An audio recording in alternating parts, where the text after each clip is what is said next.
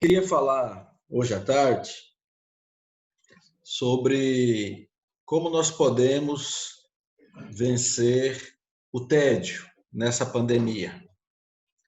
E, e às vezes eu fico pensando que estamos aqui nessa pandemia, nessa situação toda, muitas vezes nós sofremos muito. E principalmente todos nós que gostamos de observar as coisas e observamos o mundo, lemos muito as notícias, vemos a situação que se encontra o mundo. Então, não é fácil para nós.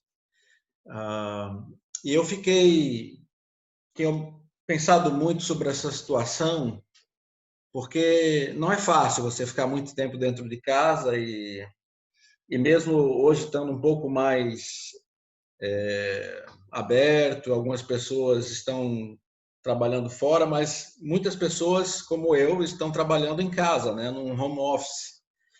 E, e muitas vezes não é fácil você ter disciplina, não é fácil você ter ânimo, e não é fácil você realmente ir à frente e ir à vida, como se diz. E eu fiquei pensando novamente no livro de Eclesiastes, porque se há um livro que fala sobre tédio, é Eclesiastes. E hoje eu quero usar a versão da mensagem do Eugene Peterson, porque ela é muito forte e ela é muito clara naquilo que Salomão ele fala para nós. E ele diz assim, a partir do versículo 2, aqui nesse texto da mensagem de Eclesiastes, no capítulo 1. Vazio, tudo é um grande vazio. Nada vale a pena, nada faz sentido. O que resta de uma vida inteira de trabalho sofrido? Uma geração passa e outra geração chega, mas nada muda, é sempre a mesma coisa. O sol nasce e se põe, um dia após o outro, é sempre igual. O vento sopra para o sul e depois para o norte. Gira e dá muitas voltas, sempre aqui e acolá, e vai seguindo o mesmo rumo. Todos os rios vão para o vasto oceano, mas o oceano nunca transborda. Os rios correm para o mar e logo depois voltam a fazer o mesmo percurso. É tudo um tédio só, é uma mesmice sem tamanho. E é muito interessante, então ele termina aqui nessa tradução da mensagem, é tudo um tédio só, é uma mesmice sem tamanho. E eu fiquei pensando sobre isso, como é que nós podemos vencer o tédio? Como é que nós podemos vencer a situação? Para Salomão, o mundo é um processo infindável, gente, de repetições enfadonhas. Tudo se repete. Nada é novo para eles. Não há variações que atraiam interesse. Nada, como ele diz, não há nada de novo debaixo do sol. Então, ele olha o mundo com, vamos assim dizer, com realidade, com realismo. Ele olha o mundo e ele vê o mundo com as suas linhas nuas e cruas. Ele olha o mundo e ele vê o que o mundo é, de fato. Ele vê a realidade da vida. Ele vê que os ricos e os pobres todos vão um dia para o mesmo lugar. Ele vê que os muitos projetos que ele fez na vida, por exemplo, buscar conhecimento ou empreender grandes projetos estruturais para Israel, como ele fez, de muitas construções, ou de buscar nos prazeres e nas alegrias, nas festas, como ele fez, tendo muitas mulheres e muitas festas, ou muito conhecimento que ele adquiriu, ele vê que tudo isso era sem sentido depois. Então, em síntese, Eclesiastes nos mostra, e Salomão nos mostra, e esse é uma coisa importante nesse livro, de que o mundo, quando a gente olha só pelas linhas dele, a gente só vai ver aquilo que é cru e real, e vai ver muitas vezes algo que não tem muito sentido, porque tudo passa. E Blaise Pascal, o Pascal, ele falou muito bem sobre o tédio quando ele diz: nada é mais insuportável para o homem do que estar em pleno repouso. sem paixões, sem afazeres, sem divertimento, sem aplicação. Ele sente, então, todo o seu nada, seu abandono, sua insuficiência, sua dependência, sua impotência, seu vazio. Imediatamente nascerão do fundo de sua alma o tédio, o negrume, a tristeza, a mágoa, o despeito, o desespero. Ou seja, Pascal diz, olha, a vida é isso. É que se a gente deixar o tédio invadir, só vai ser tristeza, só vai ser desespero. Tem algumas causas do tédio. A primeira é que nós vivemos, por exemplo, gente, numa sociedade que nos encoraja a acreditar que quanto mais você tiver, melhor será a sua vida. Quanto mais se tem, melhor será. Ou seja, é uma ideia de que a gente tem que ter muito, de que a gente tem que consumir muito. Na verdade, nada nos satisfaz. Então, é muito aqui, voltado para me satisfazer, voltado para a minha satisfação. A segunda causa do tédio é que provém de um excessivo autofoco. Eu estou focado sempre em mim mesmo. Então, as pessoas entediadas são geralmente pessoas essencialmente egoístas, que veem o universo somente através de sua própria perspectiva atrofiada. Elas só olham para o seu umbigo, como se diz. Só olham para si mesmas. Por isso que a gente vê um crescimento hoje em dia de um profundo narcisismo. As pessoas estão cada vez mais narcisistas, apenas olhando para si mesmas, apenas olhando para as suas vidas. Elas só querem olhar para os seus projetos e para aquilo que interessa para elas. Muitas vezes a terceira causa do tédio também é que a gente olha que o problema está só lá fora, em algum lugar, ou, por exemplo, aqui no país, o problema é Portugal, o problema são as pessoas, são os portugueses, o problema são os brasileiros, o problema é o Bolsonaro, o problema foi o Lula, etc, etc. O problema é sempre o outro. A gente nunca olha para ver que o problema começa em nós.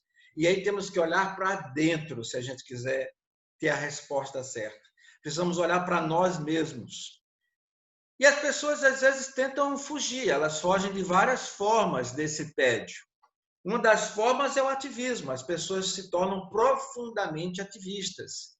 Então, fazem igual Salomão. Eu vou fazer muita coisa, eu vou construir. Ou eu vou entrar em várias situações. Então, por exemplo, as pessoas elas entram no ativismo exagerado do trabalho, ou às vezes elas entram num ativismo exagerado, por exemplo, da prática de algum hobby, da prática de algum esporte, elas se dedicam imensamente àquilo. Às vezes, todos nós brasileiros sabemos que no Brasil é uma cultura enorme, muito grande, do culto ao próprio corpo.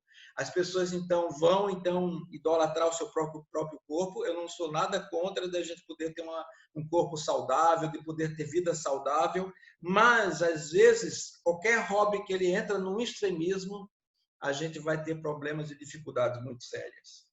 A grande verdade é de que Salomão, em Eclesiastes, ele desnuda a realidade do mundo. O mundo é assim. E quando a gente começa a olhar para a realidade do mundo, a gente entra no tédio. A gente vê que tudo vem e vai. A gente vê que é uma sequência de mesmice, uma sequência de coisas que acontecem na vida.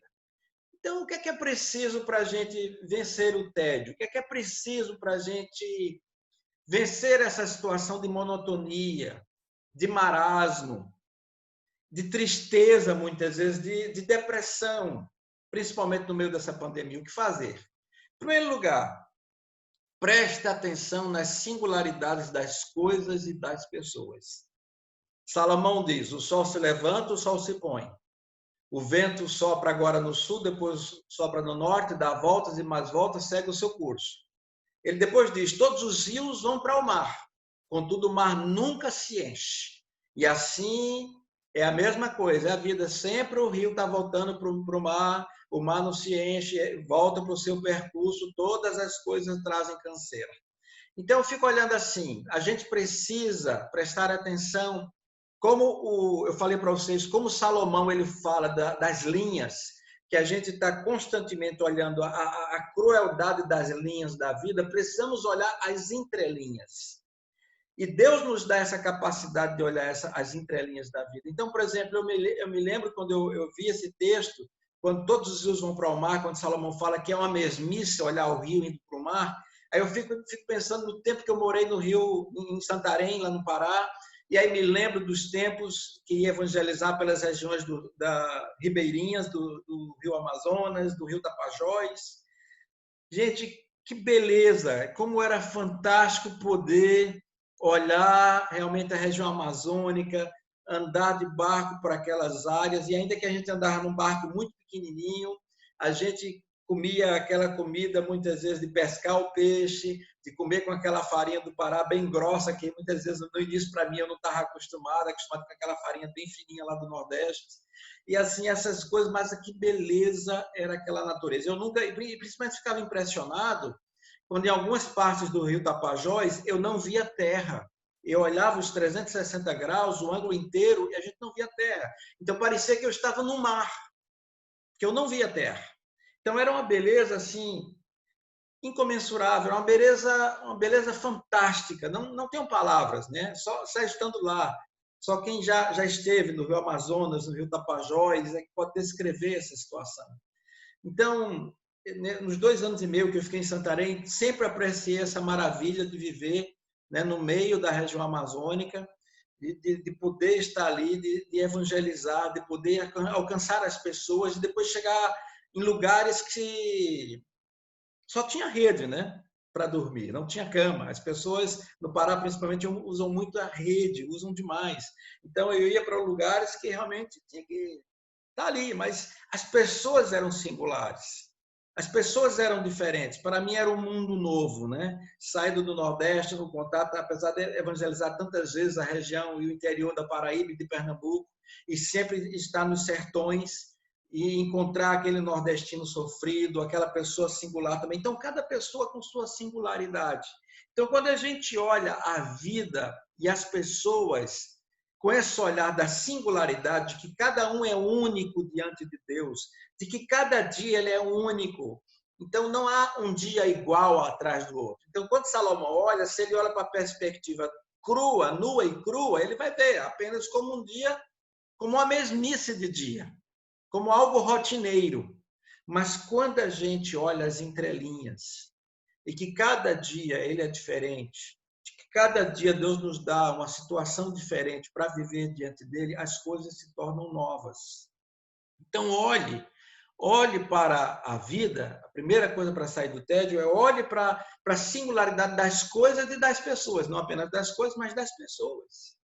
Então eu me lembro muito bem, por exemplo, quando eu vi a foto da Miriam, e eu acho que eu já contei essa história para vocês, né?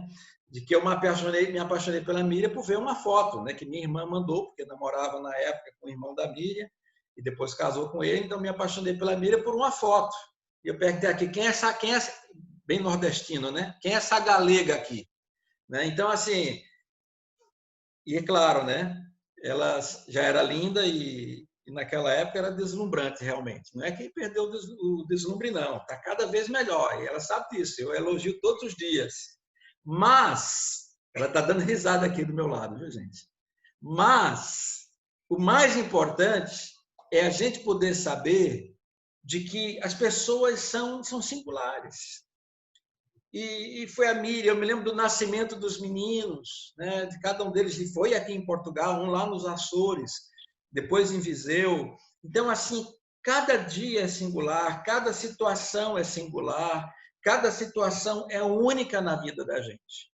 Então, nós precisamos ter cuidado para não cair nesse olhar cru que Salomão teve sobre a vida, de que achar que cada dia é igual um ao outro, que por isso que a vida é um tédio só. Então, em segundo lugar, cada dia é um presente de Deus. Quando ele diz o sol se levanta, o sol se põe, depressa volta ao lugar de onde se levanta, ele está dizendo, todo dia é a mesma coisa. Não, cada dia é um presente de Deus. Nós fomos feitos, gente, para viver um dia de cada vez. Ed Redekiewicz, no seu livro sobre Eclesiastes, ele diz, sábio não é aquele que busca novidade para se saciar. Sábio é aquele que consegue entrar na rotina da vida e fazer as coisas repetidas como se as fizesse pela primeira vez. Eu vou repetir.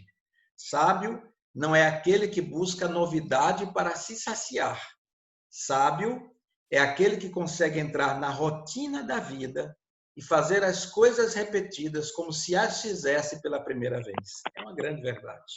E eu fiquei a pensar na questão do maná, Quando Deus manda o maná, e Deus mandou o maná por 40 anos, não é fácil comer maná 40 anos, a gente imagina 40 meses, 40 dias.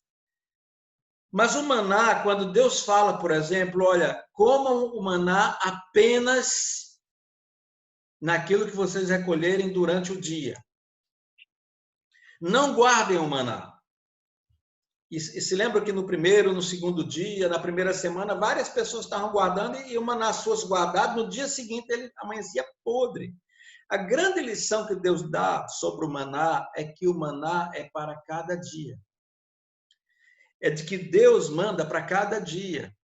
De que Deus não fala para a gente guardar para amanhã. Deus fala para a gente viver o hoje. Deus fala para a gente viver o aqui e agora. Deus fala para a gente viver a situação agora. Por isso que Jesus diz, basta cada dia o seu próprio mal. Não pense no mal de amanhã. Por isso que a gente não pode viver mais com ansiedade. Viva e enfrente o mal de hoje. E você seja uma pessoa que vive com graça o dia de hoje. Então, isso é muito importante. Uma outra coisa também para a gente viver é que a gente tem que olhar a vida nessas entrelinhas, como eu já falei para vocês. Eu me lembrei, então, da música de Lulu Santos, que todos nós conhecemos. Que, olha só o que é que ele diz. Nada do que foi será de novo, do jeito que já foi um dia. Tudo passa, tudo sempre passará. A vida vem em ondas como um mar, no indo e vindo infinito. Tudo que se vê não é igual ao que a gente viu há um segundo. Tudo muda o tempo todo no mundo. Não adianta fugir, nem mentir para si mesmo. Agora, há tanta vida lá fora, aqui dentro sempre, como uma onda no mar. É uma letra linda essa do Lulu Santos, né? Então ele fala, a vida lá fora, a vida continua, a vida está aí. Como a onda vem e vai, como a onda do mar, ela vem e vai. Ela nos traz, então a vida é isso, a vida ela traz coisas novas, né? Nada do que foi será de novo, porque como já foi um dia, não adianta a gente virar pessoas saudosistas, né?